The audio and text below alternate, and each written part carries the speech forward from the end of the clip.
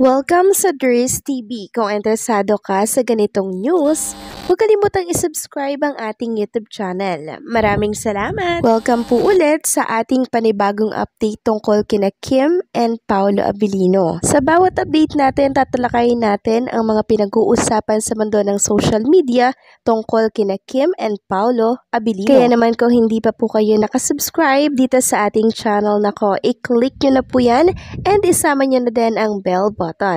So ayan, welcome back again sa ating YouTube channel mga ka-Kimpaw, and sa update natin ito ang pag-uusapan natin ay tungkol sa mga importanteng ganap po kina Kim and syempre kay Paolo Abilino. And unahin na nga natin itong Instagram story ni Chinita Princess. Kanina po yan na kung saan ay nakatanggap po siya ng pasalubong mula po ito sa Korea. Parang ang daming chocolates, mga kakimpaw dito. Tapos meron pang pa-message kay Chinita Princess.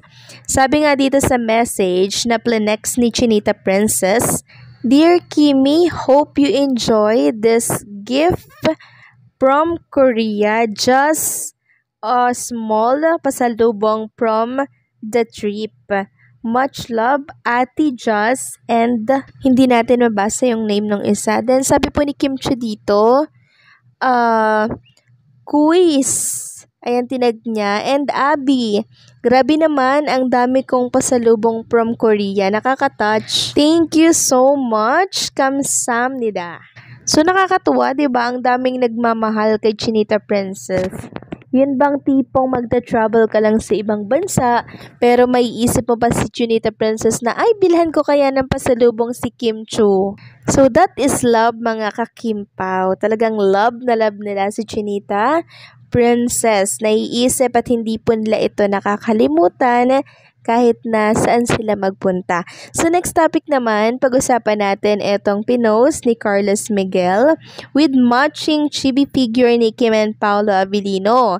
Sabi niya, just always remember na sa relasyon meron ng Kimpaw, parehas sila nag-adjust para sa isa't isa. Parehas silang binabago ng pagmamahal na meron sila para mas mapatagal ang pagsasama at maiwasan ang hindi pagkakaunawaan. We always change for the better. Napakahusay naman ni Carlos Miguel, no? Magbigay po ng mga salita, no, patungkol dito kay Kim and Paolo Abilino. Yes naman, hindi lang isa yung nag-a-adjust dito.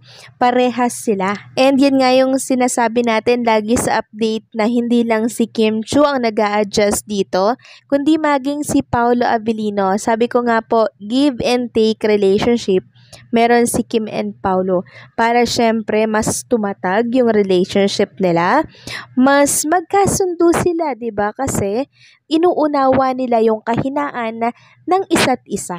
Kaya pag mahina sa ganito si Paolo, andyan sa likod si Chinita Princess. Pag si Chinita Princess naman ang mahina sa ganito, nakaalalay naman si Paolo.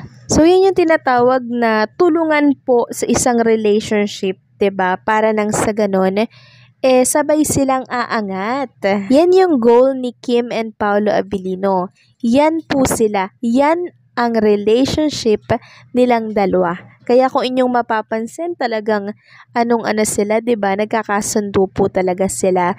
Vibes na vibes sila. So that is love, mga ka-Kimpaw. Yun bang hindi ka mag-a-adjust, hindi ka magbabago kung hindi ninyo love ang isa't isa. So meron talagang mga sinasacrifice, 'di ba, sa ngalan ng pag-ibig. Sabi nga po nila pag naramdaman mo yung pag-ibig na yan, hahamakin lahat, makamtan ka lamang. Next topic naman, pag-usapan natin ang tungkol dito sa pa-blind item ni Meme Vice Ganda. Kanina po yan sa episode ng It's Showtime. Sabi kasi dito sa post ni Kim Ponatics, credit sa post mo, sabi niya, may nag-disappear, Meme. Sabi pa ni Chang Ami, gumaganon siya sa'yo. Dahil sabi ni Meme Vice, isang TV host at actor biglang nawala. So, sino yan? Ang hirap namang hulaan kung sino yung TV host at actor na biglang nawala. Bigla na lang daw nagdi-disappear. So, sino pa ba yan? Di magbasa tayo ng komento sa naturang post.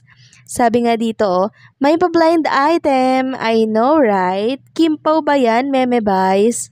Sabi pa ng isa, si Kim at Paulo na yan. So, sa kanila na po natin nakuha yung sagot. Si Kim and Paulo Abilino daw po, mga kakimpaw, yung laman ng pa-blind item nitong si Meme Vice Ganda. So, hindi ito bago para sa atin. Kasi lagi namang nagdi-disappear si Kim and Paulo Abilino, di ba?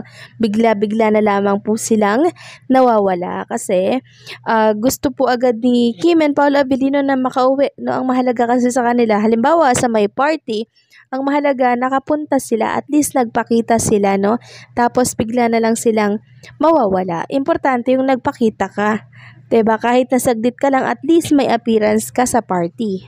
Pero eto nga po ang tanong, mga Kimpaw, saan daw kaya nagpupunta si Kim and Paulo Abilino once na ito daw ay agad nagdi-disappear? Kung inyo nga pong napanood yung video ni Paulo Abilino na kung saan ay kakagaling lamang po nila nun sa jogging kasama po ang mga gymmates ni Kim and Paulo Abilino, parang sinabi po ni Paulo Abilino na tara, takas na tayo.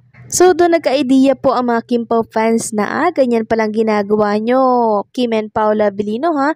Tumatakas pala kayo, mahilig pala kayong tumakas pag may mga ganitong mga happenings, no? Like yung mga pagjo-jogging, mga party, 'di ba? And yung mga celebration na ina-attendan po talaga nila, no? Madalas bigla-bigla na lamang po silang nawawala at nagpapaalam po ng maaga. And nung nakaraan din, may sinabi din pala si Meme Vice Ganda na kung saan parang meron silang ganap noon with Paulo Abilino kasama po yung ibang mga It's Showtime host. Parang sa amin ni Vice Ganda, nagpaalam ng maaga si Kim Chu. Tapos nawala din daw si Paulo Abilino. So anong meron? Meron daw It's Showtime din naman siya kinabukasan. Pero hindi siya disappear ng maaga. Pero si Kim Chu, nag-disappear ng maaga. Parehas lang naman daw silang It's Showtime host. So, nakakaloka yung pa-blind item ni Meme Vice Ganda, no? Sa talagang pinapakita niya or pinapahalata niya po sa publiko kung anong meron dito kay Kim and Paolo Abilino. Pero, syempre, bahala na kayong mag-isip dito sa pa-blind item ni Vice Ganda kasi every time na meron siyang ganito, 'di ba?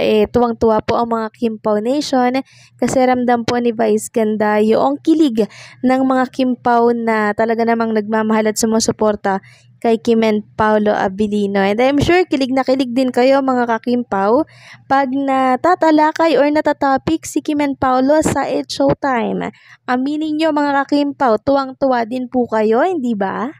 So, anong sa inyo dito, mga kakimpaw? Please comment down below. So, paano hanggang dito na lamang po ang update natin? Maraming salamat sa patuloy na pagsuporta.